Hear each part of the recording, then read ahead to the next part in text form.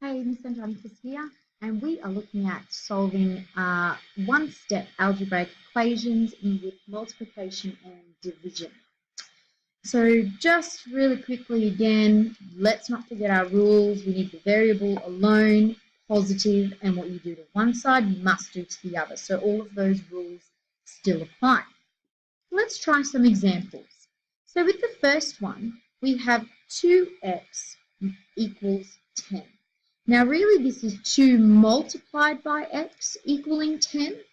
So in order to get x alone, we don't want 2 multiplied by x. We need to cancel this multiplied by 2 out. How do we cancel a multiplied by 2?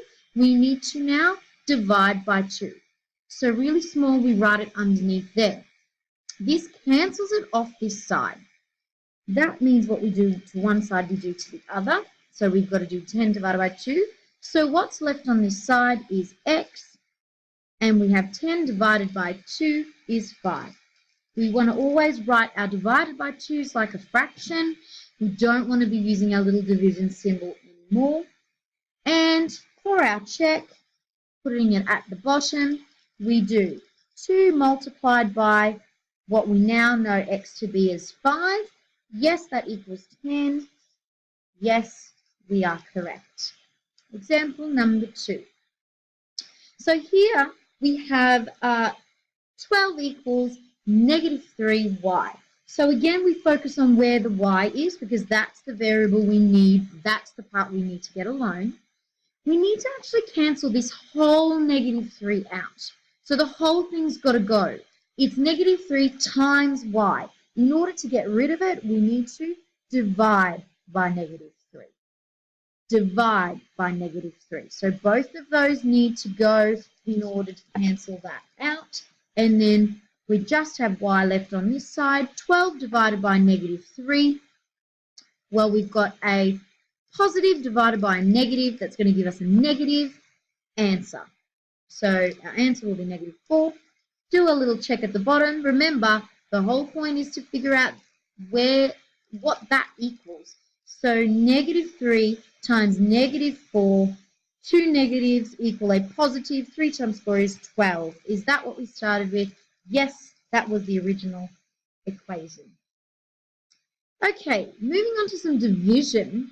Here we have x divided by 4 equals 6. So just like we had to do the opposite for the multiplication to cancel it out, for this one, we've got to cancel out that divided by 4.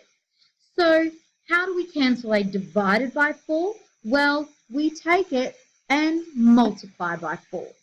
So any number divided by 4 and multiplied by 4 will just end up being the same number. What you do to one side, what you do to one side, you do to the other. So we definitely want to be multiplying by 4 on both sides. So then it's going to be x equals 6 times 4 is 24. You do the check. It's going to be 24 divided by 4. Yes, that equals 6. Yes, we're correct. Example number 4, last but not least, we've got b divided by negative 7. Now, how do we get rid of that negative 7? We need to multiply by negative 7. So nice and small, put the multiply by negative 7 on both sides. Cancel it off, and we end up with just b on this side. Negative by negative is a positive. 7 times 7 is 49. And we can do our check again. So we've got 49 divided by negative 7. Well, it's a positive divided by negative, gives us a negative answer. 49 divided by 7 is 7. That's what we started with in the original question. So therefore we are correct. And that is how you solve one-step multiplication and division algebraic expressions. Ciao for now. See you next time.